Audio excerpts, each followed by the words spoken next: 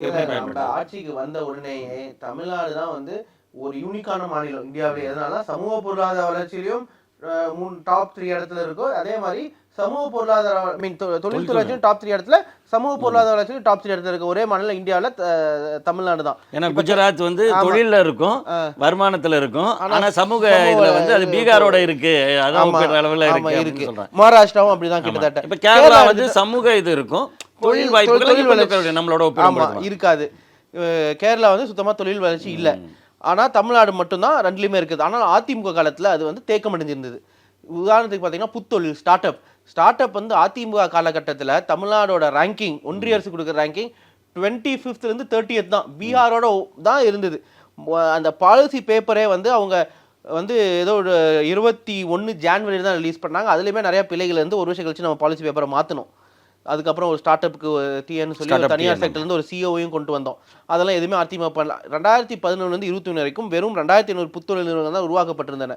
ஆனால் நம்ம ஆட்சி காலத்தில் 2021 இன்னைக்கு 25க்குள்ளார கிட்டத்தட்ட 9000 புத்தொழில் உருவாக்கப்பட்டிருக்கு. அப்படின்னா 3 மடங்கு அதிகம், மோர் தென் 3 times ஹையர்.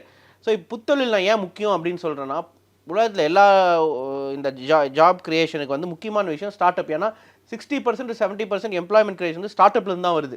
ஸ்டார்ட் அப்னா வந்து இப்போ யூனிக், அதுலேருந்து ஊபர் ஒரு ஸ்டார்ட் அப், எலான் மஸ்கோட டெஸ்லா ஒரு ஸ்டார்ட் அப்லாம் ஸ்டார்ட் அப் நிறுவனங்கள். ஸோ அதனால் கீழேருந்து ஒரு பெரிய ப்ராப்ளமை சால்வ் பண்ணுறதுனால கீழேருந்து அந்த கம்பெனி ஒரு 2 பேர்லேருந்து ஆரம்பிச்சு அந்த ஐடியா கிளிக் ஆச்சுன்னா அவங்களுக்கு வந்து கிட்டத்தட்ட ஒரு 50,000 பேரை கூட ரெக்ரூட் பண்ணலாம். அதனால தான் எம்ப்ளாய்மெண்ட் கிரியேஷனுக்கு அது ரொம்ப முக்கியம். ஆனால் இந்தியா ஃபுல்லாகவே அந்த யூனிகான் ஒன்று இருக்கும், 7,000 கோடிக்கு மேலே டர்ன் ஓவர் வருது. அந்த யூனிகான் ஃபவுண்டர்ஸ் எல்லாமே வந்து பார்த்தீங்கன்னா ஒரு சமூகத்தை சேர்ந்தவங்களா இருப்பாங்க, இல்லை 1 இல்லை 2, சரிங்களா, சமூகத்தை சேர்ந்தவங்க தான் இந்தியா ஃபுல்லாக இருக்காங்க. அதை வந்து உடைக்கணும் அப்படிங்கிறதுக்கு தான் நம்ம முதலமைச்சர் வந்து 2 விஷயத்தை பண்ணார்.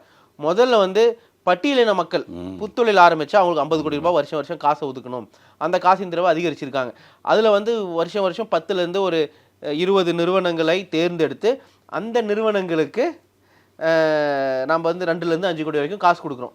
ஸோ இது வந்து ஒரு பட்டியல் சமூகத்தை சேர்ந்தவர்களுக்கு நம்ம அந்த காசு கொடுக்குறோம்.